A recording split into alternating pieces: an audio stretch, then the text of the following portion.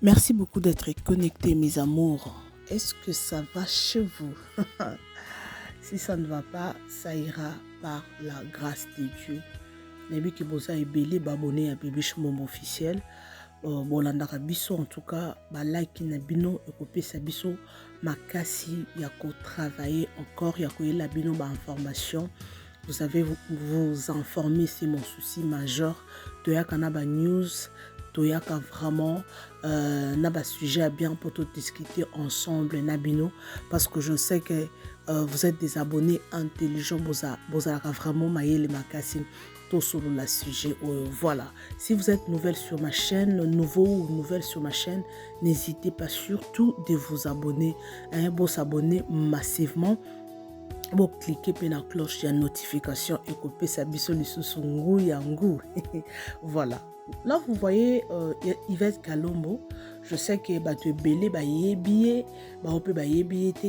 Yvette Kalombo. Azalaki chroniqueuse na monde ya internet, youtubeuse na monde ya internet. En tout cas, aza parmi ba filles oyo ba ningisa internet. Ye na copine na ye Karine Mokonzi et au bozo mona wana ezali jour ya collation na ye alandaki cours biblique moko kuna nakin et aujourd'hui ezalaki jour ya collation naie. En tout cas, créer ba polémique, ba commentaire, ba commenter, ba féliciter qui et tout mona qui et puis ba oyope ba fingier. En tout cas, tu vas finir baza ebele parce que vous savez niveau où ya ningi saki internet surtout conflit na yena Karine Mokonzi niveau ba fingana niveau sala ba live. En tout cas c'était vraiment chaud. En tout cas il y a un sujet to discuter en tout cas dans nabino to solo là nango nabino na monyango ça vraiment intéressant vidéo OR na monyango et intéressé nga vraiment na lobi pourquoi pas to solo lango. Donc c'est ça, merci beaucoup. Voilà, récemment tout le monde, je ne sais pas, 1 année ou 2 ans passés, tout le monde a qui Yvette Kalombo Oyo, Azali qui youtubeuse, chroniqueuse, automoni a qui peut émission est belé, alobaka peut bien, Azabelle de figure. En tout cas moi c'est Kito kopoye moka mi benga métisse métisse baloba et basala ki ba polémique na Karine Mokonzi azape youtubeuse ba oba yebiye oui ba opé ba yebiye te mais Karine Mokonzi parce que motunyo so koyeba parce que aza parmi ba fille oyo ba pesa ba pesa batu mususu ba fille mususu courage ya koya YouTube ya kosala ba live ya kosala ba buzz ya ko publier mi ba fiancé mi bali et tout. En tout cas Karine Mokonzi pe aza parmi ba fille oyo ba ningisa wana, il faut qu'on se le dise. Voilà, bazalaki ki camarade boyebi na Yvette Kalombo wana zomeka ko relater un peu pour na bato oyo ba yebite ba yebi histoire ngote et bazalaki together comme ndenge zala kaka ba amis ba coller ensemble et à ça là après quelques temps Yvette et Karine Mokonzi a voyagé. Yvette atikalaki na yebite soki ba welaki nini soki nini. En tout cas à ça là qui non et bardaki vraiment ba fingani na ba niveau moyo sakana te. Non ezaki à la veille à mariage à Grâce Témoin si je me trompe pas et ba fingana que je sais pas eloko ni ba welaki mais ba sala ba live Yvette abande koleka na ba live chaque jour pour na kofinga Karine et Karine également. Donc na bango nyonso tokoki ko condamner mutu moko te bango nyonso bazaki fautif ou bien tokoki ko longola mutu moko te bango nyonso basalaki mabe ba finga ki na ba point sensible ba blobana ki ba vérité. En tout cas et chokaki ba tebele et puis mutu na mutu asalaki kon na ye. Yvette Kalombo boyebi azaki na kon na ye ba américain et Karine Mokonzi azaki na kana ye ba ndo benga ba chinois do ba fan na ye abenga ba chinois tilelo. En tout cas ebeba ki makasi donc oswana ko finga na donc Yvette Kalombo azana bato balinga Karine Mokonzi te et Karine Mokonzi pe azaki na bato balingaka Yvette Kalombo te donc et ça là qui vraiment pas si niveau ba finga na ba parents ba finga na ba kati na bango ba intimité na bango en tout cas ezaki mabe et choka ki mutu nyonso. Après quelques temps ndete komona et l'équipe a quelques semaines tout moni Yvette Kalombo aye abengi moninga na Karine Mokonzi asengi pardon et Yvette yemoko a se sentaki coupable na oya salaki. C'est vrai que bango nyonso bazaki fautif mais ezalaka na mutu moko a mikitisaka et Yvette a mikitisi asengi Karine Mokonzi pardon mais créa ki problème ba chinois ba boyi ba américain ba boyi alobi voir même bato ba bande ko soutenir ye ba longwe na ba groupe basaki groupe ya WhatsApp ba longwe na groupe wana pour dire que en tout cas esopi yo ekitisi yo comment yo ko benga ye mutu afinga buyo boy oko benga ye boy osenga ye pardon donc et ça là vraiment et ça là qui vraiment bien té et yé pe na part na ye atalibo abi que non moi je ne vis pas ma vie pour les autres oui oko vivre vie na te pour na ko satisfaire bat pour bat ba monoka que no yo ndé yankété moi je suis vraiment d'accord avec cet acte na appuyer acte o Yvette asali na poni sujet ko kolobelango parce que to me campé ko développer ngo eza ba Yvette ba bouja ba Karine Mokonzi o tozo mono ba bouja ba finga banani te ba loba nini te Karine Mokonzi azala na rando nanani te ba musicien o bat ba bangaka mais ya affronta bango aloba na bango afinga bango et Yvette également akotaki ba rando mais lelo oyo acte oyo basali ba se réconcilier yango to pesa ton à ton il y a d'autres choses oyo comme la biso na vie ou bien auto salaka to tiki ya nanu temps oui malgré ça Karine Mokonzi lelo malgré ba succès à sala malgré ko finga na humiliation ba vidéo na ebima ba vidéo na bolumbu ebima asalaka ba film moko mabe to ba to mona ba photo ba publier combien de personnes ba finga Karine Mokonzi yo ko balate bandumba internet o change ka mibali mais lelo to betali solo Karine Mokonzi azana ndako libala na bana mibale azobotaka la mingi te. Vous savez dans la vie Dieu fait grâce à qui il veut.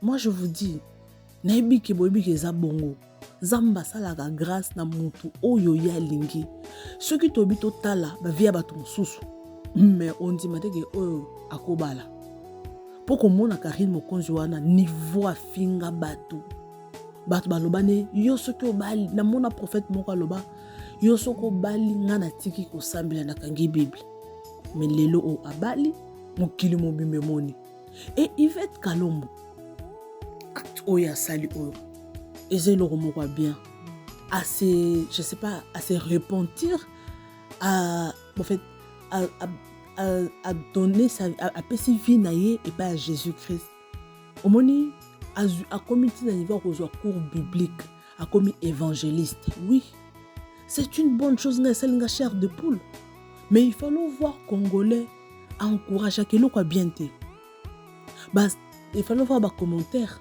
yom ndumba oyo tika ba 25 au théâtre tonine non c'est ça Nathan o ezali sous tenté ba polémique ba biloko wana est-ce que ezala kaka tilelo bato bosalaka ba polémique wana ba ofinga na tilelo ba reva kaka pour ceux qui tobito landa ba polémique ba série oyo ba Karine Mokonzi ba banda ko sala ba polémique na bango ko finga na gogo internet ya ko yinda oyo ki ba réputation na bango ebeba ki ba fille internet ba finga na kado bazo finga na tina ba parents mais lelo au-delà de tout malgré ba succès ba sala malgré ba finga na ba intimité mais le automoni Karine Mokonzi na Yvette Kalombo ba se réconcilier abi Yvette abengi asenga ye pardon oui c'est ça nango gravité pour ba tobe ba sepela kité mami biso toza ba chinois pour on se réconcilier non ko se réconcilier na mutu ezate que non bozala ba minde bozala ki non eza juste à se libérer. Le pardon est une puissance qui libère. Yvette a se sentait qui aza excusez-moi azana ba fardeau oyo eza na kati ya motema na ye oyo ezopermettre ete azala en bonne relation na Nzambe. Oui, vous avez, il y a d'autres choses dans la vie oyo tosala eloko wana ti lelo sesantaka te. Il faut na se dégager nango. Il faut na se dégager nango. Oui, au monde se dégager nango bo sengi bo limbisi. Au monde après quelques temps makambo est changé. Il faut d'abord réparer. Parce que ça na batu mususu asambela kakotaka ba jeune akosa 7 jours à sec. Après ça confronte mais situation na ezo changer te. Ezama mususu esenga prière te. Il y a d'autres choses esenga ka réparation. Oyebi ki osala mutu moko mabe oblessa mutu oyiba mbongo mutu odefa mbongo mutu boya kozongisa mutu na lobela mabe. Cherche à payer cette dette. Cherche à réparer avec la personne. Ndoko mona ouverture ya makambo. Et loko na bat baye barate. Oui, ce qu'Yvette a fait. Bat ba mona que nous a humiliation. Obengi muninga na omwasi. Obengi muninga na omwasi. Pour s'humilier. Pour obima mbakasa o ba congolais ba bengi babi obima mbakasa. Et lelo malgré bat ba moni ba traiter ndenge ba ko traiter wana mais aza free. Donc, ayebaki déjà que non a préparé collation ou bien aza na ba corne biblique yango alingaki asilisa makambo wana to mona kalekaki bien émission. Alekine émission à expliquer. Moi j'encourage, félicitations ma chérie, ce que tu as fait, c'est important. Il faut aller en bonne relation na Nzambe na yo. Bato mokilo, bato mususu balongwe na groupe, bato donc bato bandozela.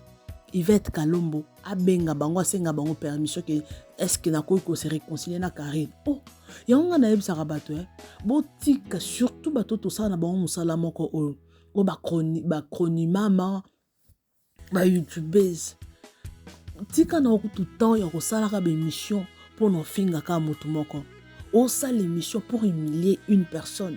Pour na ko finga mutu. Oui, sala émission, sala analyse solo la pour na sujet moko quelconque. Mais eloko o ya ko finga mutu. Eza fardeau tika na motema. Eza fardeau. Pour biso de to sala ki émission boy. Non sala na ngai mais je ne sais pas na nyolandanga. Aza wapi, ana mboka nini, aza nani elongine na ebite. Vous comprenez? Si ko so sale loko moko blessé mutu moko boye. Ah, yo moko souffrir na culpabilité. Olia mbongo wa YouTube, olia mbongo wa YouTube. Mais so que lobby pour ba titre to bambara na biso ka ba titre, to bambara na biso ka ba titre, mais so que koti na fond. Na kati émission so ko koti au monde na makambo za na titre te to lobaka surtout awa na bibichu bombo officiel. Biso to lobaka to pesa conseil to débataka sujet to lobeli yango to pesi point de vue na biso par rapport ya sujet to so lobela nga non ça l'émission te ka pona no finga mutu mo be nazo finga na holande la vie na exposer mutu mo be non et ça bon côté en tout cas Yvette Kalombo félicitations. Moi je sais que à lire oyo zui oyo na nzela nzambe oyo zui moi je sais que kala mingite nzambe pambolo obala okobala. Je sais que aux moi sur cause en mobilité nzambo pambolo obala surtout ceux que c'est décidé au long na buzoba pour tant aux ali sous ya buzoba te pour na moni ba misusu bandaki na buzoba ba tiki buzoba et puis ba zongeli sous buzoba. Vous savez na vie il faut qu'on soit level mususu chaque année aux alaka niveau moko et ça en sens te. Chaque année, yo kaka na position moko. Non, il faut avancer. Il faut un plus, un pas na vie. Eza bongo. Tomoni bango lelo ba yokani. Oui, ataba ozonga ndenge bazala kite. Quand même, il y a eza puissance moko, eza surtout et pas Yvette. Balba au monde que non, a sali mabe, mais a se libérer na minute asa free. Et lelo comme maman évangéliste. Ba to boromone malgré bande ko finga bazo filmer ba vidéo na ya zo bina azo loba azo répondre bato boye bango ndoko mona ke évangéliste munene mama pasteur munene comme te ya fongole église. C'est ça. Eza na muto na appel na ye. Mino no bomona te numba mendumba ko mosali na nzambe comme prophétesse a osali na nzambe. Pasteur azaki vraiment azaki otondo benge muto milangwa alangwa talate mais lelo oyo apesi vie na pas à Christ. Au mona pasteur muso azaki mutu aliboma mais lelo o azote ya bato. Donc vie eza bongo vie eza compliqué. Mutu na mutu azana don na ye azana appel na ye. Moi vraiment je suis d'accord avec ça, j'encourage la sœur l'évangéliste bato ba bengi pe pasteur pour to moni ba komi pasteur Yvette sur bato ba mona on soit aventure tellement ba congolais tellement ba mesa na ofinga ba ebike no afinga ka alobaka defanda ka mai bipoto popola penyele a popola pendo et comme tomba tu bazwa conscience oui parce que to moni penyele aleki asengi molimbi c'est pas bato soit blessé. Tout le monde va être calombo. Bon, on a invité qu'est-ce qui se passe au juste. Maman, qu'on vivre na culpabilité na vie. Ezamabe. Culpabilité. Eh, muto tout noté. Enfant d'akabo yomo motema no pou. Lobaka ozana mutu nyama. Mais ce qu'on a muto nsamba sala. Enfant d'aboy. Olala, ofandi olamuki. Ofandi olamuki. O sentir que l'oko moko ezang sukimia. C'est ça. C'est ça. En tout cas, félicitations pour le niveau de internet banabasio. Et yonan yango ya o s'interposer et pas Karine Mokondi. Pour le niveau ça bolo comprendre te. Donc badora ba Karine Mokonzi wana ba Yvette baza batumo baza déjà na aura. Donc ezan ndenge za makele donc place à zaka il faut briller, il faut marquer. Il faut mon kiliba yebaye. Donc c'est ça. Si vous avez un so landi, au côté na libolo. Donc, oyotala, yo mutukutu, otambola, malamu, oza, mosanto, o mon appétit magama malamu eko melote. Pour Karine Mokonzi wana, malgré tout, afinga batu, balakela ye mabe, baloba na yeboy, mais akenda quand même poto. Akoma na poto na éviter super sokazo mukanda soki ndenge nini abali pe quand même aboti. C'est ça dans la vie. La vie d'une personne c'est ça, moto avancer. Ozaki na level o longwe na level o. Ozaki na mwana te ozu mwana. Ozaki na mbongo te ozumbo. Ozaki na mobile te. Vie c'est ça, o sentir que non moto a matetape. Mais peut-être yo ozo mona que non ozaki ka yo mon santo yo biloko no sala kate mais yo ozo ngaka si ma vie zo changer te. Donc na vie mutu na mutu aza na vie na ye na étoile na ye na pesa ka babone na nga mingi exemple ya beto soko tali likolo étoile nyonso ezaka na dimension mon côté na mesure mon côté et brilla ka pendenge mon côté. Donc cela veut dire na vie mutu na mutu na chance na ye mutu na mutu aza na temps na ye siko e komi temps ba bazwa conscience surtout na ba âge. Et comme il tombe, tu as conscience de la vie. Ce qu'on a dit que na mutu moko boy et simba kate bo bebana et surtout so za coupable que yondo banda mabe. Singa pardon et ko changer le côté o sengi mutu pardon. Bato ata ba lobi ba commenter ba lobaka jour moko ba bosani. Mutu lobaka jour moko ba bosani polémique goût de internet. Il y a frère Mike Kalambai et celle qui a soki 2 jours 3 jours et sili. Lobi to la murana sujet mususu. Donc c'est ça. Vie c'est ça. Vie eza bongo bandeko. En tout cas, félicitations encore une fois de plus maman évangéliste. Nebi Kenzelo lundi Nzambe atira motute et surtout soko sengi déjà bolimbisi. Obongisi dans Nzambe na yo. C'est important ça to sala makambo e sepelisa Nzambe. To sala makambo e sepelisa bato mokili te ata bato balobi. Oui, orosala makambo e sepelisa bato mokili. Mais Nzambe aza au-delà de tout. Bato mokila to sepelisi le loi kokumisa yo lobi kuna ako changer. En tout cas, je suis pratiquement à la fin. Courage et surtout bato baza bato ba polémique bazo fingana ozo linga o dénigrer mutu o bimisa ka mabe ya mutu botika ba biloko ba rancune wana ezanga mutu na makolote. Bon moi en fait na yebi ke bobi histoire ya Angelica bazaka youtubeuse azalaka maman rancunière. Que son âme repose en paix. Abando ça la émission ko finga na ba polémique mais akufa na pas sa robot hein parce que vie est compliqué yo finga ba to mimoni yo ngai muto sange lokote muto sange lokote est-ce que tu pries même est-ce que aux ana protection yozo leka ozo dénigrer peut-être moto yozo finga oyebi état d'âme na été oyebi te dans niveau spirituel aza ndenge nini mais yozo finga ye yo ozo finga ye et Jésus. Donc ça fait très mal. Merci beaucoup, je suis pratiquement à la fin. Je vous aime, je vous adore. Bon, s'abonner massivement.